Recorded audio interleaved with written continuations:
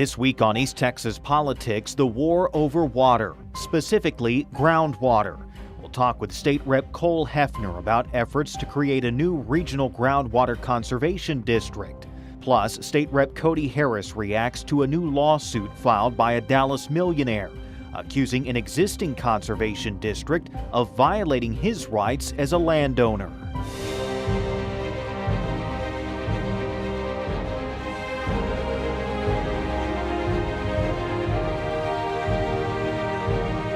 And hello there. Welcome to another edition of East Texas Politics on East Texas Now. My first guest this week is State Representative Cole Hefner, representing House District 5. Thank you for being here. Yes, sir. Glad to be here. We want to start with the war over water, specifically groundwater. Big conversation underway here in East Texas and really all across the state right now. There is an effort underway right now to create a new regional groundwater conservation district. You're a part of this. How exactly would this work? So groundwater conservation districts have to be created either by the legislature or through petition and go through TCEQ. So I started talking to area county judges from about 15 or 16 counties saying, hey, we're kind of exposed here, we're unprotected, and there's one way to protect us, and is to create a groundwater conservation district. And so we started talking about the benefits of having a regional approach, regional effort to come together and do that. And when it comes to those benefits, why create this district now?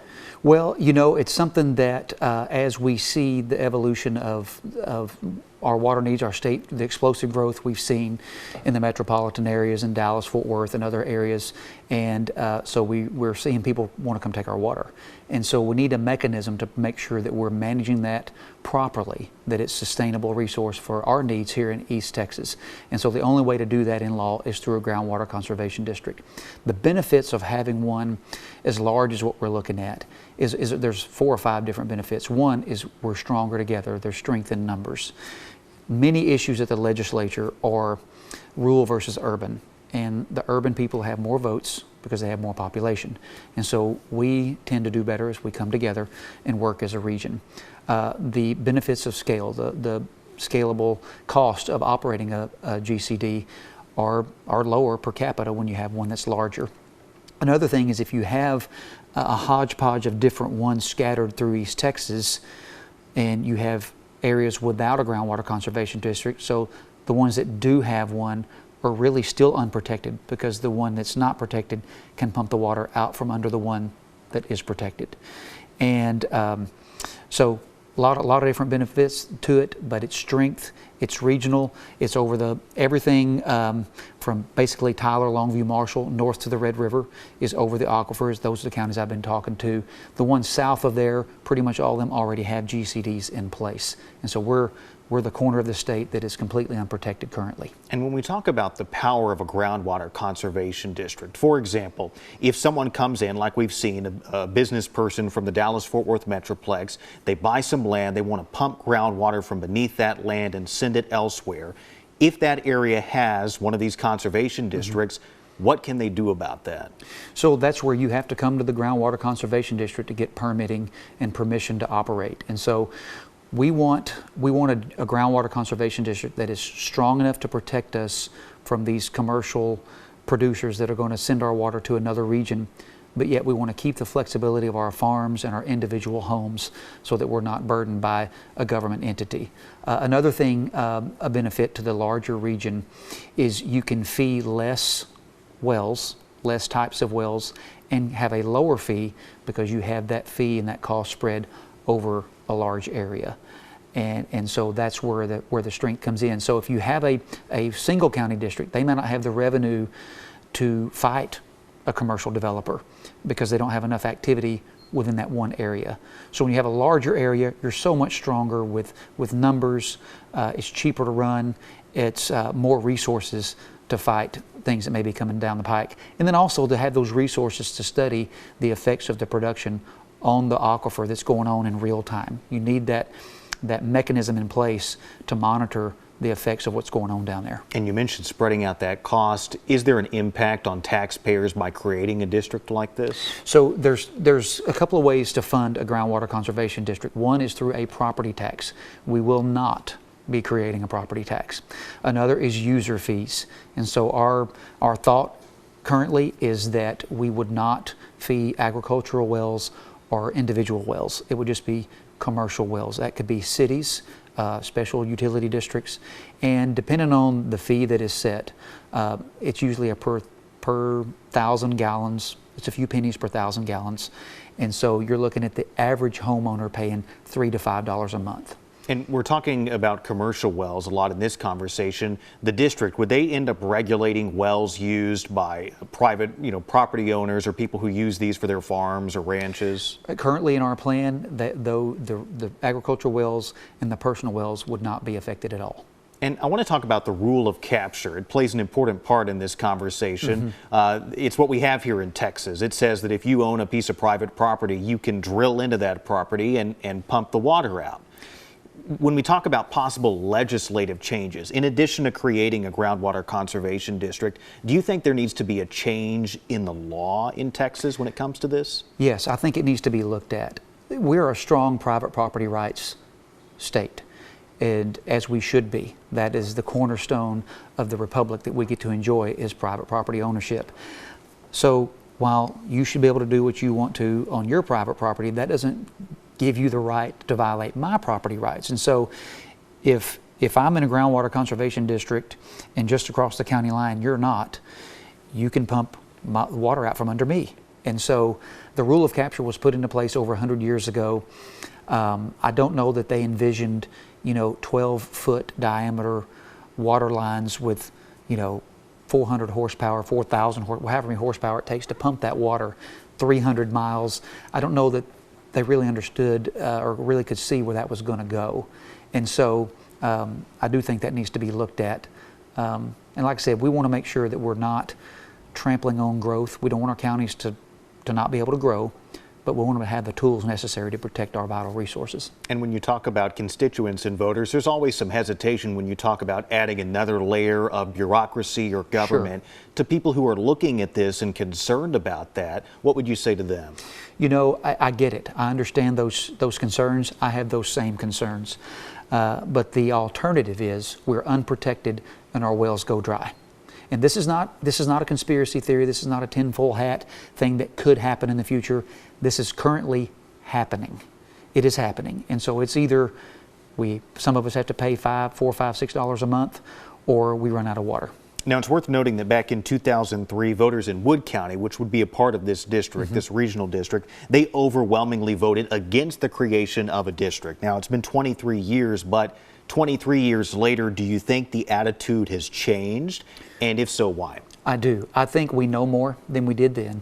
And I think our state has grown by millions of people, people moving here to the tune of 1,500 people a day. That's a good thing that people want to come here. That means we're doing some stuff right. If people don't want to come here, then we might need to take another look at what's going on. And so I do think where we've come with the development of these new projects and the big cities getting more and more desperate for water, I think the mood is going to be drastically different. And I don't recall the details of that GCD back then, but with us not doing a property tax and we're not messing with individuals or agricultural wells, I have run into almost zero opposition on this deal. And how do you preserve local control? With this being a district that would involve several counties, a regional district, how do you preserve the local control of the individual counties, being part of something bigger? Right. So each county would be, in the bill, would be required to appoint a board member to the Groundwater Conservation District Board. And that could be the county judge, a county commissioner, or whoever the commissioners saw fit to put on that board. So each county would have a vote. And so you would have that local control through that appointment process. And you mentioned the bill. This would require legislation. That's why you're involved Correct, in this. Yes. What is the process here, and would voters ultimately have a chance to have a say in this? So since we're not levying a property tax, it's not required to go to the voters. We could still do that. That's being discussed. But the way it works is the counties come together. Many of them have voted, and many are considering it this week and next week to retain legal services from a groundwater lawyer, expert on groundwater law, and to get a bill drafted. And that bill will be drafted in communication with myself, Representative Alders, Representative Dean, incoming Representative Spencer, Senator Hughes' office, and those county commissioners to make sure that we get this thing where we want it. And so that it does what it needs to do without messing up our folks. And as you mentioned, there is a process here. This is not a fast fix. How long would it take to get this district in place if it ends up happening? So, you know, the bill would be drafted this year. It would be filed next legislative session, so it would be next summer before the bill is in effect. Then you would have to establish bylaws and appoint the apparatus, the executive director. So we're roughly 2 years out from any permits being issued and fees being assessed. I want to talk about something. We got to get to work. Talk about something last week. You were there on a campaign stop with Governor Abbott here in East Texas, talking about property tax reform and also data centers. He made a comment about banning data centers in rural Texas neighborhoods. Did that stance surprise you last week? You know, that's a complicated issue, and there's a lot of concerns around data centers. You know, they bring a lot of tax base to wherever they go. Some of them use a lot of water. Some models use a little bit of water, and some use no water. They're air cooled. The power source is going to use water, whatever they use to power it. So I think we have to be careful. We need to know more. They need to bring their own power. We don't need electricity ratepayers, paying for their power. They need to bring their own power, and we need to make sure that the water source is there. I think we need setbacks. We need some guardrails around them. But at the same time, again, we have to be careful regulating what people can do on their property. But I think there's a balance we can strike there. And so considering what the governor said last week, do you think that's something realistic, an all-out ban on these centers in rural neighborhoods, or do you think that's just campaign rhetoric? You know, I don't think the governor just says campaign things. I think he's serious. He's a smart guy, very intelligent. And when you talk to him about policy, he's not just speaking in sound bites. He understands the details of the policy. But I think working with him, working with our colleagues, that we can come up with some smart limitations. And we're going to fight for our people's rights out here, and we're listening to our voters, and we want to represent their wishes. Representative Hefner, would you be in favor of the governor calling a special session ahead of the regular session next year to deal with some of these issues, data centers, water rights? You know, I defer to the governor on those decisions.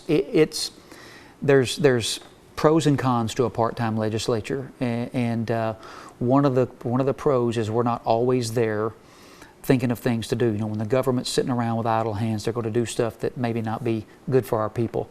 And so I think sometimes it's good to study and not get in too big of a hurry and make knee-jerk reactions. So I just think we need to see how it goes and play it by ear. He can call that at any time, and we're happy to go to work if he does it. But I think in the meantime, we've got studies going on, we've got conversations going on with power and water and different things, and learning more about these issues so we can better represent our folks. And come next year, do you think this will be the top item for the regular session, or do you think something else will come along in the next 5-6 months? Each session has its own personality, its own hot button issues. We're way too far early to be saying what the issues will be. I do believe this will be one of the top issues: property taxes, threats from foreign adversaries. I mean, there's going to be a lot of things that we need to be working on that are important to our folks. And you never know, stuff could pop up between now and then, but it's beginning to come into focus what we see is going to be big issues. And while that next session does not begin until January of 2027, the work continues in Austin with these interim hearings that are underway. You actually chair the Committee on Homeland Security, Public Safety, and Veterans. There's an interim hearing set to happen later this month. What will be the big topics up for discussion? So we're talking pretty broadly about foreign adversarial influence on all kinds of stuff in our state, supply chains, financial institutions, research and development. And this committee used to be really focused on the border, Second Amendment issues, and police. But it's quickly evolving into an actual Homeland Security committee because of these threats from foreign adversaries. And so we work with DPS and a lot of law enforcement and the military department in Texas and our partners in Washington and other states, see what other states are doing, so that what we can do as a state to protect ourselves from these hostile foreign adversaries. And so we've had one committee hearing that was focused more on law enforcement earlier this year. We'll have this one, and then we'll have a third one coming up before the fall. And I'm on transportation. There's 3 committees coming up there. Lot of work being done. Just because we're not in session doesn't mean there's a ton of man hours being put into legislation and research and listen to our people as we go around the district. All right, State Representative Cole Hefner, thank you for being here, taking some time out of your schedule. Thank you for having me. We appreciate it. Yes, sir. We're back with more East Texas politics on East Texas Now, right after this. Welcome back to East Texas Now. This is Hannah, Kylie, and Leo. And we're covering the stories you want to hear about. live local news, breaking news, and interviews all day long, every day. Thank you for having me. I hope you were entertained and, more importantly, informed. And guess what? You can watch us totally free with no subscriptions. You can just search KLTV 7. This is East Texas Now, live local news all day long.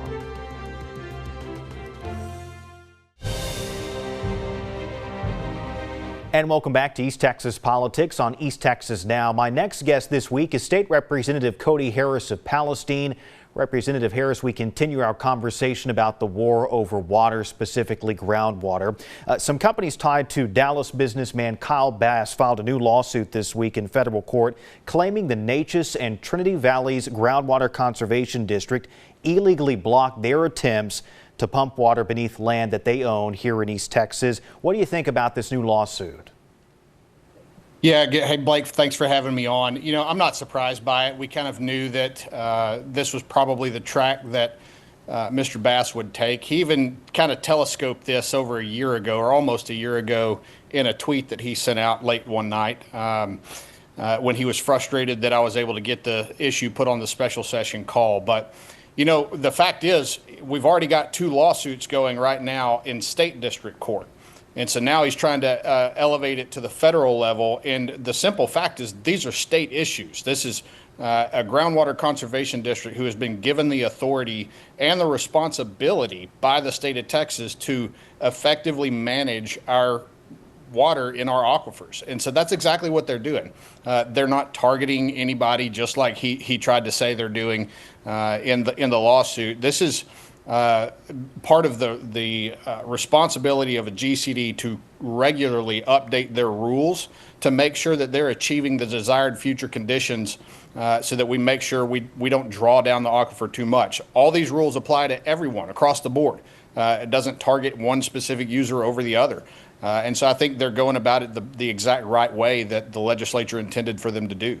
And when we talk about the authority of a groundwater conservation district and also that rule of capture that we've all become very familiar with here recently in this fight over groundwater, do you think the legislature needs to do something to change the law so there's not even a question anymore about whether or not something is okay and something is not, and something's legal and something's unlawful? Yes, I do. I do think that needs to happen. But the reality is we have 150 people in the House and 31 people in the Senate, all from very different geographies and regions of the state. And so something like that's going to be difficult to get passed. I think, you know, I'm going to give it my absolute best effort to do that. But at the same time, we need to make sure that our groundwater conservation districts have the resources that they need, because Mr. Bass's entire goal, in my belief, is to bankrupt the Natchez and Trinity Valley's groundwater conservation district. The law is not on his side. He's not going to win in court. Natchez Trinity Valley Groundwater Conservation District is well within the law and what they're doing with the rules. So I think he's going to bankrupt them. And so, Blake, that's why, you know, I did a Facebook post that was pretty strongly worded about this lawsuit. And constituents over and over and over asked, what can they do to help in this fight?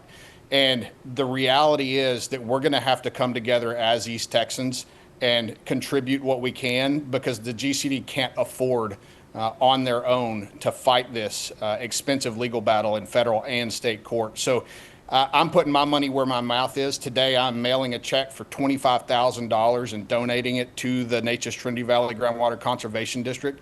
And I ask everyone who can, whether that's $5 or $10 or more than I can do, to contribute and make sure that we have the resources needed to fight this all the way through. There's also a nonprofit that's been started called the Citizens for Local East Texas Aquifer Rights that you can find on Facebook. Two different avenues to help in this fight, and I would ask people to join me in that. That's the only way we're going to see this thing all the way through to the end and win in court. And this new lawsuit filing this week almost represents the fact that this fight is not over. Even when people think the fight is over for groundwater rights, it continues. Is that the way you see this as well? Without question. And no matter what happens here locally, the fact is we still have lots of counties throughout East Texas who have no groundwater conservation district. And water wholesalers, water producers are going to come. And there's nothing right now that we can do to stop them because rule of capture applies on its face through the majority of East Texas.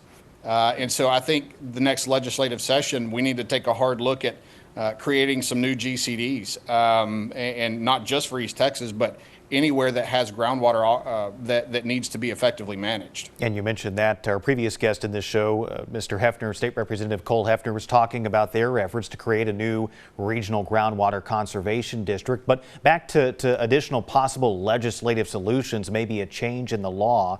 I asked you this the last time you were on the show, but I want to ask you again, especially after that hearing that you held recently. Do you think this deserves a special session? Of course, that could only be called by the governor, but do you think the governor should call a special session instead of waiting to address these issues possibly next year?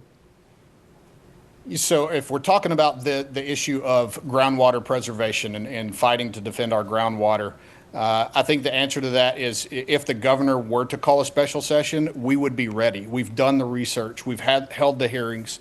On the data center side, I understand people are eager for a special session to be called, but the worst thing that legislators can do is get to Austin and file new laws that are knee-jerk reactions. And I do think we need to do a little bit more digging into what is actually going on with the data centers and their water usage before we start creating new state laws. All right, State Rep Cody Harris of Palestine, thank you for joining us here on East Texas Politics on East Texas Now. Thanks for having me, Blake. And that'll do it for this week's show. Thank you so much for joining us. I'm Blake Holland. We'll see you next week.